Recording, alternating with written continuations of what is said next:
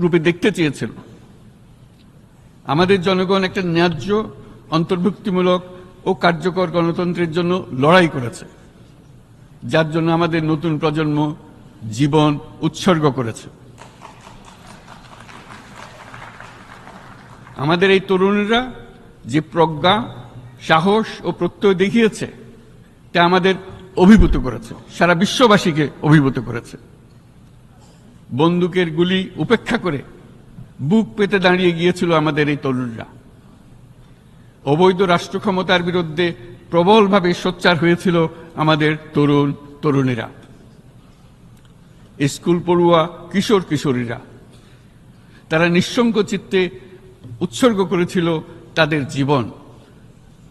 শত শত মানুষ চিরতরে হারিয়েছে তাদের দৃষ্টিশক্তি। আমাদের মায়েরা, দিনমজুরেরা ও শহরের অগণিত মানুষ তাদের সন্তানদের কাঁধে কাঁধ মিলিয়ে নেমেছিল রাজপথে।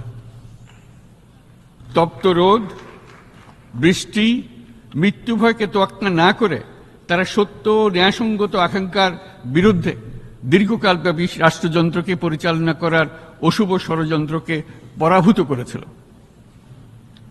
জনগণের এই আন্দোলনে আমাদের জানা মতে প্রায় 800-এরও বেশি জীবন আমরা হারিয়েছি স্বৈরাচারী শক্তির হাতে। উদারনীতি, বহুত্ববাদ ও ধর্মনিরপেক্ষতার উপর মানুষের গভীর বিশ্বাস থেকেই বাংলাদেশ রাষ্ট্রের অভ্যুদয় হয়েছিল। 1971 সালে যে মূল্যবোধকে বুকে ধারণ করে আমাদের গণমানুষ যুদ্ধ করেছিল, সেই মূল্যবোধকে বহু বছর পরে আবার জেনারেশন জি, যে প্রজন্ম জি, নতুনভাবে আমাদেরকে দেখতে শিখিয়েছে। এরকমটি আমরা দেখেছিলাম 1952 সালের ভাষা আন্দোলনে, বাংলাকে মাতৃভাষা হিসেবে প্রতিষ্ঠার সময়। বাংলাদেশের এই অভ্যুত্থান আগামী দিনগুলোতে বিশ্বের বিভিন্ন প্রান্তে মানুষকে মুক্তি ও ন্যায় বিচারের পক্ষে দাঁড়াতে প্রেরণা যোগাবে। আমাদের মুক্তি ও গণতান্ত্রিক আকাঙ্ক্ষাকে বাস্তবে রূপ দিতে আমি তাই আজ বিশ্ব সম্প্রদায়কে আমাদের নতুন বাংলাদেশের সঙ্গে সম্পৃক্ত হওয়ার উদাত্ত আহ্বান জানাচ্ছি।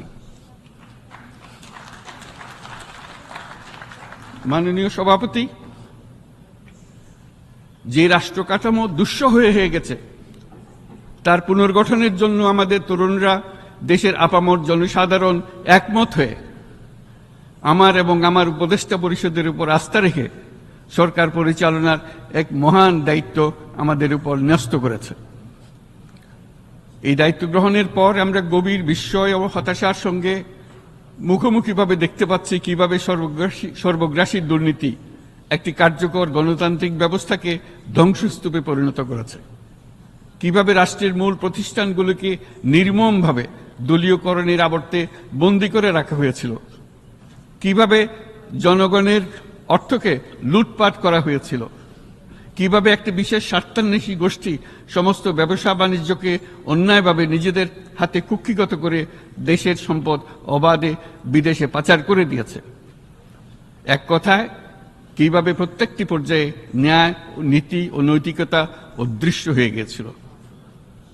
এরকম এক অবস্থার দেশকে পুনর্গঠন এবং জনগণের কাঙ্ক্ষিত রাষ্ট্র ব্যবস্থা প্রতিষ্ঠিত করার জন্য আমাদের উপর দায়িত্ব প্রদান করা হয়েছে। অতীতের ভুলগুলোকে সংশোধন করে একটা প্রতিযোগিতামূলক ও শক্তিশালী অর্থনীতি এবং ন্যায়ভিত্তিক সমাজ ব্যবস্থা গড়ে তোলাই এই মুহূর্তে আমাদের মূল লক্ষ্য। বর্তমান পরিবর্তিত পরিস্থিতিতে সকল রাজনৈতিক দল এখন স্বাধীনভাবে তাদের মতামত প্রকাশ করতে পারছে। যে সব ব্যক্তি বা প্রতিষ্ঠান রাষ্ট্রীয় কাজ ও সিদ্ধান্ত গ্রহণ করার প্রক্রিয়ায় সম্পৃক্ত, তাদের প্রত্যেকের জবাবদিহিতা নিশ্চিত করাই আমাদের অগ্রাধিকার। আমরা মানুষের মৌলিক অধিকারকে সমুন্নত ও সুরক্ষিত রাখতে দৃঢ়প্রতিজ্ঞ।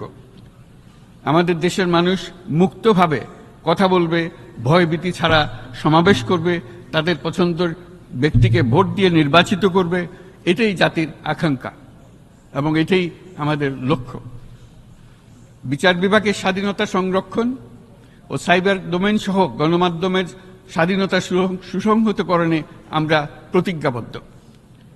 আমাদের একজন কৃষক বা একজন শ্রমিকের সন্তানও যেন সমাজের সর্বোচ্চ শিখরে পৌঁছতে পারে, সেই লক্ষ্যে বিশালকার অবকাঠামো নির্মাণের বদলে স্বাস্থ্য ও শিক্ষা খাতে বরাদ্দ বৃদ্ধির আমরা গুরুত্ব আরোপ করছি।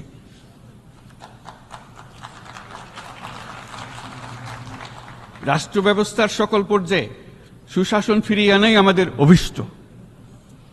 বাংলাদেশে যেসব আন্তর্জাতিক, আঞ্চলিক এবং দ্বিপাক্ষিক চুক্তির পক্ষভুক্ত, সেগুলো প্রতিপালনে আমাদের সরকার বদ্ধপরিকর। জাতিসংঘ সহ বহুপাক্ষিক বিশ্ব কাঠামোতে বাংলাদেশের সক্রিয় অংশগ্রহণ ও অবদান অব্যাহত থাকবে। পারস্পরিক শ্রদ্ধাবোধ, মর্যাদা ও স্বার্থরক্ষণের ভিত্তিতে বাংলাদেশ বিশ্বের সকল রাষ্ট্রের সাথে বন্ধুত্বপূর্ণ সম্পর্ক বজায় রাখবে। মাননীয় সভাপতি, গত 7 সপ্তাহের মধ্যে আমাদের সরকার বিভিন্ন গুরুত্বপূর্ণ পদক্ষেপ গ্রহণ করেছে। আমাদের অনুরোধে সাড়া দিয়ে জাতিসংঘের মানবাধিকার বিষয়ক হাই কমিশনার বাংলাদেশের গণ আন্দোলনকালে সংগঠিত মানবাধিকার লঙ্ঘনের বিষয়ে বিস্তৃত অনুসন্ধান এবং এইসব বিষয়ে ঘটনার পুনরাবৃত্তি রোধে পরামর্শ প্রদানের জন্য একটা ফ্যাক্ট ফাইন্ডিং কমিশন গঠন এবং তার কাজ শুরু করার জন্য দ্রুত বাংলাদেশে পাঠিয়ে দিয়েছে। আমি তাকে বাংলাদেশের পক্ষ থেকে অশেষ ধন্যবাদ জানাচ্ছি। দায়িত্বভার গ্রহণের 2 সপ্তাহের মধ্যে আমরা গুম প্রতিরোধে যে আন্তর্জাতিক কনভেনশন রয়েছে তাতে যোগদান করেছি।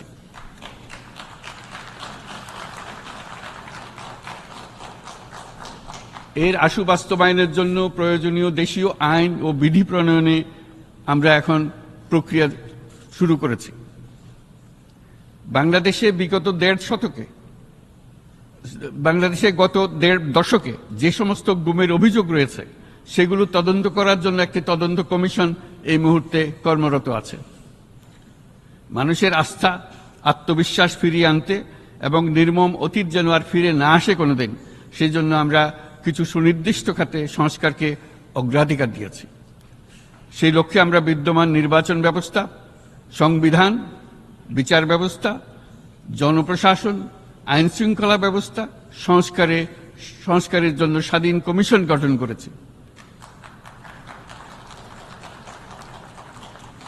সংবাদপত্র ও গণমাধ্যমের সংস্কারের জন্যও পৃথক কমিশন সহ আরও কয়েকটি বিশেষ বিষয়ে কমিশন গঠন প্রক্রিয়াধীন রয়েছে। ব্যবসা বাণিজ্যে অনুকূল পরিবেশ সৃষ্টির লক্ষ্যে আমরা ব্যাংক ও আর্থিক খাতের ব্যাপক সংস্কারের উদ্যোগ গ্রহণ করেছি। কোনো বিদেশি ব্যবসা বা বিনিয়োগ যেন ক্ষতিগ্রস্ত না হয় তা নিশ্চিত করতে আমরা বদ্ধপরিকর। এইসব সংস্কার যেন টেকসই হয়, দীর্ঘমেয়াদে নিশ্চিত করতে এবং অবাধ ও নিরপেক্ষ অংশগ্রহণপূর্বক নির্বাচনের জন্য উপযোগী পরিবেশ সৃষ্টি করতে আমরা কাজ করে যাচ্ছি। গণতন্ত্র, আইনের শাসন, সমতা, সমৃদ্ধি অর্জনের মাধ্যমে একটি ন্যায়ভিত্তিক সমাজ হিসেবে আত্মপ্রকাশের অভিপ্রায় বাস্তবায়নে আমি বাংলাদেশের প্রতি আন্তর্জাতিক সম্প্রদায়ের সমর্থন ও গভীরতর সম্পর্ক গঠন করার জন্য আহ্বান জানাচ্ছি।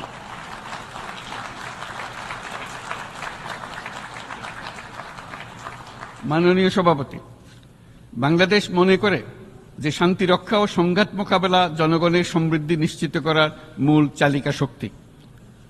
সাম্প্রতিক বিপ্লবকালে আমাদের ইতিহাসের সবচেয়ে কঠিনতম সময়ে জনগণের মুক্তির আকাঙ্ক্ষা পূরণে তাদের পাশে দৃঢ়ভাবে দাঁড়িয়ে আমাদের সাহসী সশস্ত্র বাহিনী সমূহ আরও একবার শান্তির প্রতি তাদের অঙ্গীকার প্রমাণ করেছে।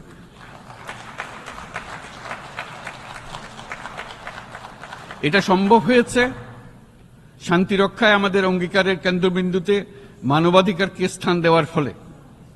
জাতিসংঘের পিস বিল্ডিং কমিশনের সূচনা লগ্ন থেকেই শান্তি রক্ষার মতো শান্তি বিনির্মাণেও বাংলাদেশ সমান অঙ্গীকার ব্যক্ত করে এসছে। আমাদের দিনগুলোতে আমরা জাতিসংঘের শান্তি রক্ষা কার্যক্রমে আমাদের মূল্যবোধ ভিত্তিক অবদানের ধারাবাহিকতা রক্ষা, সমুন্নত ও প্রসারিত করতে বদ্ধপরিকর। জাতিসংঘের শান্তি রক্ষা কার্যক্রমে অবদানকারী তৃতীয় বৃহত্তম রাষ্ট্র হিসেবে বাংলাদেশ এখন পর্যন্ত 43টি দেশে 63টি মিশনে শান্তিরক্ষী প্রেরণ করেছে।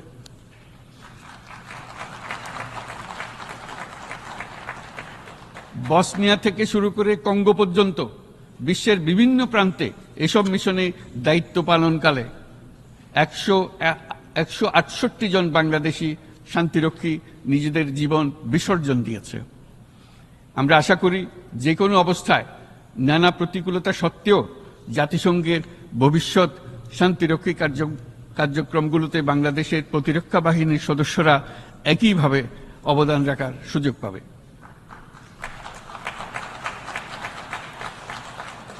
মাননীয় সভাপতি, আমাদের সকলের বাসস্থান এই পৃথিবী। বৈশ্বিক অগ্রাধিকারগুলোকে সঠিকভাবে নির্ণয় করতে আগ্রহী। জলবায়ু পরিবর্তন আমাদের সকলের অস্তিত্বের প্রতি হুমকি স্বরূপ।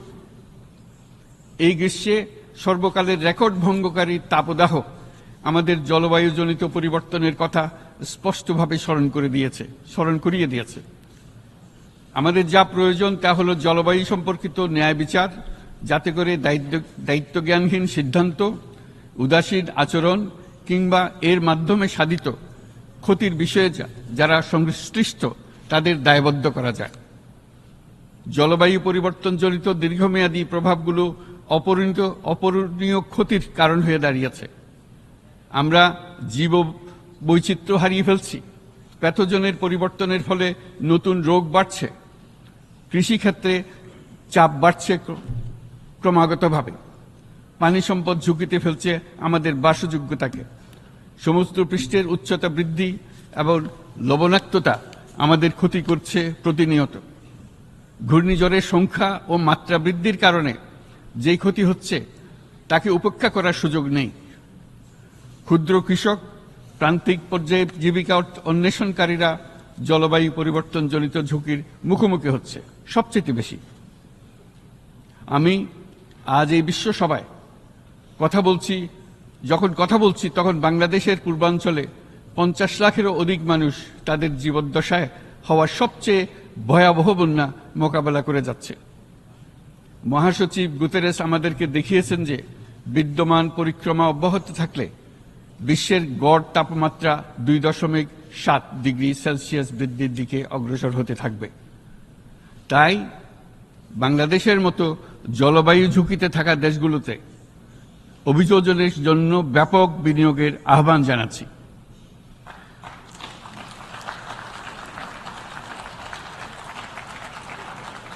এছাড়াও উদ্ভাবনী শক্তির প্রয়োগ, অতিরিক্ত অর্থায়নের মাধ্যমে লস এন্ড ড্যামেজ ফান্ডকে কার্যকর করা আমাদের জন্য অত্যন্ত গুরুত্বপূর্ণ। একইভাবে আমাদের প্রয়োজন প্রযুক্তির সহজলভ্যতা, সক্ষমতা বৃদ্ধি। নির্দিষ্ট করে বললে আমাদের দরকার জীবন রক্ষাকারী প্রযুক্তি, বিশেষত কৃষি, পানি এবং জনস্বাস্থ্য খাতে, যেখানে ক্ষুদ্র ক্ষুদ্র উদ্ভাবন এবং সমাধানসমূহ ঝুঁকিতে থাকা জনগোষ্ঠীকে রক্ষা করতে পারে। জলবায়ু সংকটের মোকাবেলা এবং বৈশ্বিক অর্থনীতি সুসংহতকরণে আমাদের যুগপৎভাবে কাজ করতে হবে। বিশ্ব সম্প্রদায় এখন কার্বন মুক্ত পৃথিবী গড়ে তুলতে মনোযোগী হচ্ছে। বিশ্বের অধিকাংশ মানুষকে এই ধরনের পরিবর্তনের সুফলভোগী করতে হলে নেট জিরো পৃথিবীর দিকে আমাদেরকে অগ্রসর হতে হবে। বাংলাদেশের মতো দেশগুলোকে সাথে নিয়ে যেতে হবে। তা না হলে পারস্পরিক দায়িত্ববোধের মাধ্যমে পারস্পরিক সমৃদ্ধি অর্জনে আমাদের সার্বজনীন অঙ্গীকার পূরণে পিছিয়ে পড়ব আমরা। এই ক্ষেত্রে আমি বিশ্বাস করি সমগ্র বিশ্ব একসাথে 3-0 লক্ষ্য অর্জনের ধারণা বিবেচনা করে দেখতে পারে, যার মাধ্যমে আমরা শূন্য দারিদ্র্য, শূন্য বেকারত্ব এবং শূন্য নেট কার্বন নিঃসরণ অর্জন করতে পারি। যেখানে পৃথিবীর প্রতিটি তরুণ তরুণী চাকরি প্রার্থী না হয়ে বরং উদ্যোক্তা হিসেবে নিজেকে প্রতিষ্ঠিত করার সুযোগ পাবে। তারা যেন এই সম্পদের সীমাবদ্ধতা সত্ত্বেও নিজ নিজ সৃজনশীলতার বিকাশ করতে পারে, যেখানে একটি ব্যবসায়িক উদ্যোগ সামাজিক সুফল, অর্থনৈতিক মুনাফা এবং প্রকৃতির প্রতি দায়িত্বশীলতার মধ্যে একটি চমৎকার ভারসাম্য আনতে পারে। যেখানে সামাজিক ব্যবসার মাধ্যমে যে কোনো ব্যক্তি ভোগবাদী জীবনধারা থেকে উত্তরণ করে সামাজিক ও অর্থনৈতিক পরিবর্তনের সৃজনশীল শক্তি হিসেবে নিজেকে প্রতিষ্ঠিত করতে পারে।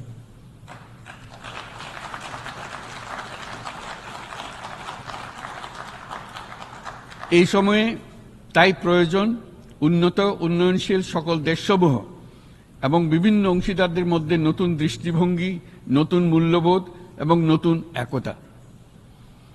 সামগ্রিকভাবে এই লক্ষ্য অর্জনে জাতিসংঘ ব্যবস্থা, জাতীয় আঞ্চলিক পর্যায়ে সরকারসমূহ, সকল ব্যবসা প্রতিষ্ঠান, বেসরকারি অংশীজন এবং দাতব্য সংস্থাগুলোকে একসঙ্গে কাজ করতে হবে। আমাদের অর্থনৈতিক কাঠামোতে সামাজিক ব্যবসাকে স্থান দিলেই নিচের অর্ধেকাংশ মানুষের জীবনে তা বিরাট পরিবর্তন আনতে পারে।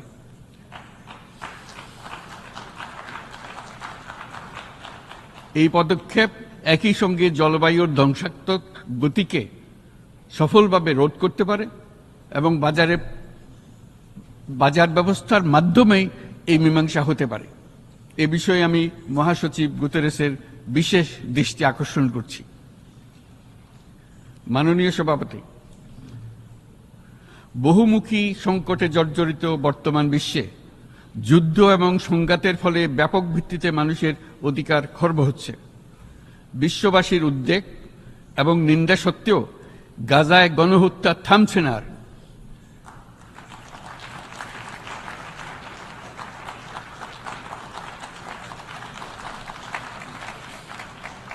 ফিলিস্তিনের মতো বিদ্যমান বাস্তবতা কেবল আরব কিংবা মুসলমানদের জন্যই উদ্বেগজনক নয়, বরং তা সমগ্র মানব জাতির জন্যই উদ্বেগের বিষয়।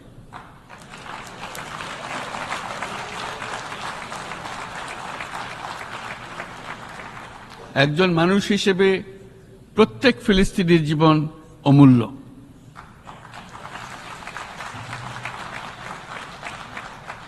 ফিলিস্তিনের জনগণের বিরুদ্ধে যে মানবতা বিরোধী অপরাধ হচ্ছে তার জন্য সংশ্লিষ্ট সকলকে দায়বদ্ধ করতে হবে।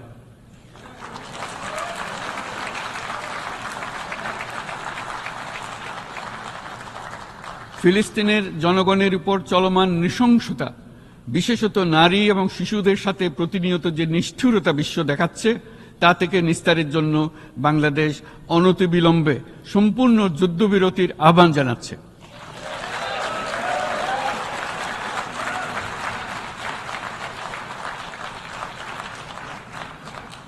দ্বিরাষ্ট্রভিত্তিক সমাধানেই মধ্যপ্রাচ্যে টেকসই শান্তি আনতে পারবে। তাই জাতিসংঘ সহ আন্তর্জাতিক সম্প্রদায়ের সকলকে এর বাস্তবায়নের জন্য এখনই উদ্যোগ নিতে আহ্বান জানাচ্ছি।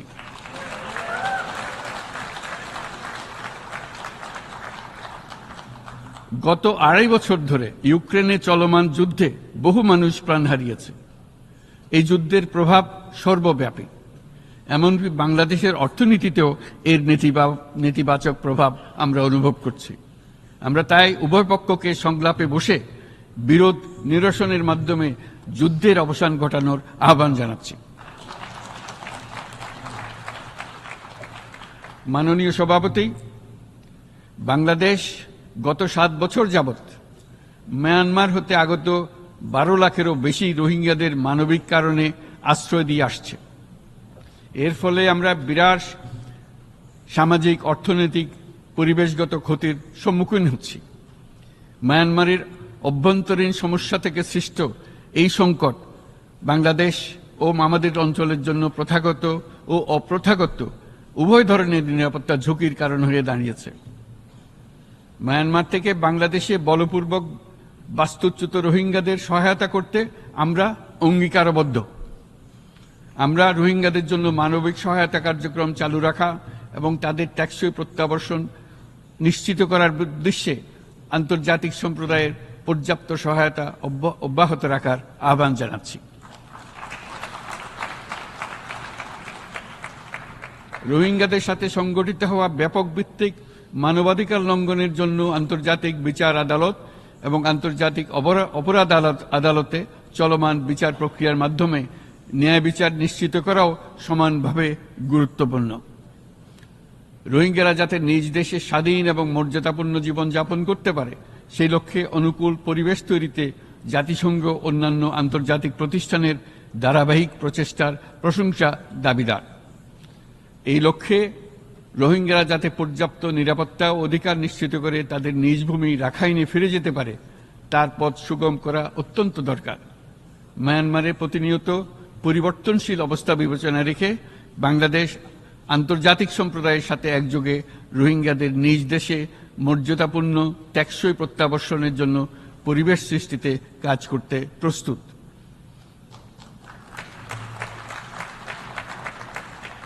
মাননীয় সভাপতি, রাজনৈতিক মুক্তি এবং সামাজিক অর্থনৈতিক জাগরণ ব্যতীত শান্তি ও নিরাপত্তা নিশ্চিতে সাফল্য অর্জন করা সম্ভব নয়। প্রায় এক দশক পূর্বে বিশ্ব সম্প্রদায় সর্বসম্মতক্রমে এজেন্ডা 2030 প্রণয়ন করেছিল। আমরা সবাই আমাদের সামষ্টিক আকাঙ্ক্ষা ও বিশ্বাস অর্পণ করেছি এই সার্বজনীন টেকসই উন্নয়ন অভিষ্টগুলো অর্জনে। সার্বিকভাবে মাত্র 17% ও কম লক্ষ্যমাত্রা অর্জন হয়েছে। স্পষ্টতই এই ক্ষেত্রে অনেক উন্নয়নশীল রাষ্ট্র আরও পিছিয়ে আছে। উন্নয়নশীল দেশগুলোকে এসডিজি অর্থায়নে বছরে প্রায় 2.5 থেকে 4 ট্রিলিয়ন মার্কিন ডলারের সমান ঘাটতি মোকাবেলা করতে হচ্ছে। উন্নয়নশীল বিশ্বের ঋণের বোঝা, ক্ষয়িষ্ণু আর্থিক সক্ষমতা এবং জলবায়ু পরিবর্তনের ক্ষতিকর প্রভাবের কারণে বাংলাদেশের মতো দেশগুলিতে বেশি ঝুঁকিতে রয়েছে। আমরা আশা করি উন্নয়নের জন্য অর্থায়ন সংক্রান্ত চতুর্থ আন্তর্জাতিক সম্মেলনে এই ধরনের জটিল এবং কাঠামোগত সমস্যাগুলোর দিকে নজর দেওয়া হবে। বহুপাক্ষিক আর্থিক প্রতিষ্ঠানগুলোকে এমন অভিন্ন লক্ষ্যে নিয়ে যাওয়ার কাজ করতে হবে যাতে সকল রাষ্ট্র সমানভাবে সম্পদ ও সুযোগের ব্যবহার করতে পারে। তারা নিজেদের কর্মসূচিতে সামাজিক ব্যবসাকে গুরুত্বপূর্ণ ভূমিকা দিতে পারে যাতে নিম্ন আয়ের দেশগুলোর বাস্তবতাকে বিশেষভাবে মোকাবেলা করা যায়, যা ব্যবসায়ী উদ্যোগ এবং ব্যক্তির সৃজনশীলতাকে উদ্বুদ্ধ করে, যা বঞ্চিত জনগোষ্ঠীকে বিশালভাবে সহায়তা করে। এই ক্ষেত্রে অবৈধ অর্থের প্রবাহ এবং উন্নয়নশীল দেশগুলো থেকে সম্পদ পাচার বন্ধ করা অত্যন্ত আবশ্যক। উন্নয়নশীল দেশগুলো থেকে পাচার হয়ে যাওয়া সম্পদ ফেরত আনার জন্য আন্তর্জাতিক সহযোগিতা জোরদার করতে হবে। আমরা আশা করি কর ফাঁকি রোধে আন্তর্জাতিক কর কনভেনশন অতি শীঘ্রই গৃহীত হবে। মাননীয় সভাপতি, আমরা যে নিবিড়ভাবে সংযুক্ত বিশ্বে বসবাস করছি সেখানে অভিবাসন এবং মানুষের অবাধ প্রবাহ এক অলঙ্ঘনীয় বাস্তবতা। বাংলাদেশি নাগরিকরা প্রতিনিয়ত বিভিন্ন দেশে অভিবাসী হিসেবে যাচ্ছেন। তারা বিভিন্ন দেশে তাদের কর্মসংস্থানের সন্ধানে আছেন। বিশ্বের বিভিন্ন প্রান্তে এই মুহূর্তে প্রায় 1.5 কোটি প্রবাসী বাংলাদেশি আছেন। সকলের জন্য অভিবাসনের উপযোগিতা নিশ্চিত করতে বিশ্ব সমাজকে নিরাপদ, সুশৃঙ্খল এবং নিয়মিত মর্যাদাপূর্ণ অভিবাসনের পথ সুগম করতে হবে। আন্তর্জাতিক সম্প্রদায়কে অভিবাসীদের মানবাধিকার এবং তাদের প্রতি মানবিক আচরণ নিশ্চিত করতে হবে। অভিবাসনের উপর 2018 সালে যে গ্লোবাল কম্প্যাক্ট অন মাইগ্রেশন গৃহীত হয়েছে তার পূর্ণ বাস্তবায়নে বাংলাদেশ প্রতিশ্রুতিবদ্ধ এবং একই সাথে অনিরাপদ অভিবাসন রোধেও আমরা বদ্ধপরিকর। মাননীয় সভাপতি, প্রতি বছর প্রায় 25 লক্ষ তরুণ তরুণী বাংলাদেশের শ্রমবাজারে যুক্ত হচ্ছেন। বাংলাদেশের বিপুল জনশক্তির প্রায় 2/3 তরুণ। এই জনশক্তিকে বর্তমান ও আগামীর জন্য গড়ে তোলা বাংলাদেশের জন্য একটা বড় চ্যালেঞ্জ। ক্রমপরিবর্তনশীল কর্মজগতে একজন তরুণকে প্রতিনিয়ত নতুন দক্ষতা অর্জন করতে হয়। এই কর্মপরিবেশের সাথে মানিয়ে নেওয়া শিখতে হয়। এই জন্য বাংলাদেশ যখন মধ্যম আয়ের দেশ হিসেবে উন্নতি হচ্ছে তখন আমরা শিক্ষা এবং প্রযুক্তিগত সহায়তা লাভের উপর বিশেষ জোর দিচ্ছি। এবার কৃত্রিম বুদ্ধিমত্তার বিষয়ে আসি। কৃত্রিম বুদ্ধিমত্তার অভাবনীয় বিকাশ এবং এর বহুমাত্রিক প্রয়োগে বাংলাদেশ বিশেষভাবে আগ্রহী। আমাদের তরুণ সমাজ জেনারেটিভ আর্টিফিশিয়াল ইন্টেলিজেন্সের সম্ভাবনা নিয়ে উচ্ছ্বসিত। একজন বিশ্ব নাগরিক হিসেবে তারাও চায় নতুন পৃথিবীতে নিয়োজিত হতে, কর্মক্ষম হিসেবে নিজেকে গড়ে তুলতে বাংলাদেশের মতো বৃহৎ তরুণ জনগোষ্ঠীর দেশ যাতে কৃত্রিম বুদ্ধিমত্তার প্রয়োগজনিত অর্জিত সুফল থেকে পিছিয়ে না পড়ে বিশ্ব সম্প্রদায়কে তা নিশ্চিত করতে হবে। একই সঙ্গে নিশ্চিত করতে হবে যেন কৃত্রিম বুদ্ধিমত্তার কারণে কর্মক্ষেত্রে মানুষের চাহিদা ক্রমাগতভাবে সংকুচিত হয়ে না যায়। এই প্রসঙ্গে আমি উল্লেখ করি যে আমরা ভিন্ন একটা ইন্টেলিজেন্স, অটোনোমাস ইন্টেলিজেন্স, অর্থাৎ যে কৃত্রিম বুদ্ধিমত্তা নিজেই নিজের কৃত্রিম বুদ্ধিমত্তাকে সম্প্রসারিত করতে পারে মানুষের কোনো হস্তক্ষেপ ছাড়াই, তার ব্যাপারে আমরা বৈজ্ঞানিকদের দৃষ্টি আকর্ষণ করতে চাই। তারা যেন এই ক্ষেত্রে অগ্রসর হওয়ার আগে মানুষের উপরে প্রভাব সম্বন্ধে নিশ্চিত হয়ে অগ্রসর হন। আমাদের ধারণা অটোনোমাস ইন্টেলিজেন্স মানুষের অস্তিত্বকে বিপন্ন করে তুলতে পারে, কাজে এই ব্যাপারে আমাদের সম্পূর্ণ সজাগ থাকতে হবে। মাননীয় সভাপতি, আমাদের আসলে দরকার নতুন ধরনের সহযোগিতা কাঠামো, যেখানে বৈশ্বিক ব্যবসা ও জ্ঞানের অধিকারী গোষ্ঠী মানুষের চাহিদাগুলোকে যথাযথভাবে অনুধাবন করবে। আন্তর্জাতিক সহযোগিতার মাধ্যমে উন্নয়নশীল দেশগুলোর জন্য এমন একটি রূপান্তরকারী ব্যবস্থা তৈরি করতে হবে যা কর্মসংস্থান, আর্থসামাজিক প্রতিকূলতা বা জীবিকার জন্য যুৎসয় সমাধান নিশ্চিত করবে। মাননীয় সভাপতি, আমাদের প্রচেষ্টা, সক্ষমতা এবং সম্পদ একত্রীকরণের মাধ্যমে সকলের সামর্থ্য, উদ্ভাবনী শক্তি এবং সমৃদ্ধিকে কাজে লাগাতে হবে। আর্থসামাজিক উন্নয়ন এবং জলবায়ু সহনশীলতা নিয়ে আমরা প্রতিনিয়ত যে প্রতিকূলতার সম্মুখীন হচ্ছি, সম্মিলিত উদ্যোগের মাধ্যমে তার মোকাবেলা করতে হবে। বৈশ্বিক দক্ষিণের দেশগুলোকে অনন্য অর্থনৈতিক এবং সামাজিক প্রেক্ষাপটে দক্ষিণ দক্ষিণ এবং ত্রিভুজীয় সহযোগিতা এই ক্ষেত্রে বিশেষভাবে সহায়ক হতে পারে বলে আমি মনে করি। বৈশ্বিক দক্ষিণের আওয়াজকে বিশ্বব্যাপী জোরালোভাবে তুলে ধরার জন্য প্রয়োজন সম্মিলিত উদ্যোগ। সেই জন্য বৈশ্বিক এজেন্ডা প্রণয়ন ও বাস্তবায়ন নিশ্চিত করতে বৈশ্বিক দক্ষিণের দেশগুলোর মতামতকে যথাযথ গুরুত্বের সাথে বিবেচনা করতে হবে। জনাব সভাপতি, কোভিড অতিমারির অভিজ্ঞতায় আমরা দেখেছি জনস্বাস্থ্যে ব্যাপক বিনিয়োগ কতটা গুরুত্বপূর্ণ হতে পারে। বিশ্ব স্বাস্থ্য সংস্থায় বৈশ্বিক অতিমারি চুক্তির চলমান আলোচনায় বাংলাদেশ নেতৃত্ব প্রদান করে চলেছে।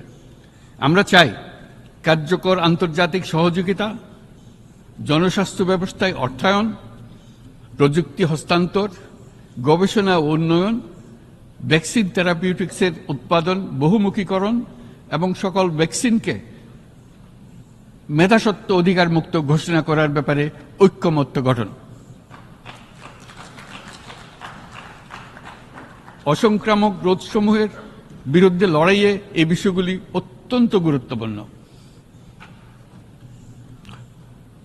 জনাব সভাপতি, এবছর আমরা জাতিসংঘের সাথে বাংলাদেশের অংশীদারিত্বের সুবর্ণ জয়ন্তী উদযাপন করছি। গত 50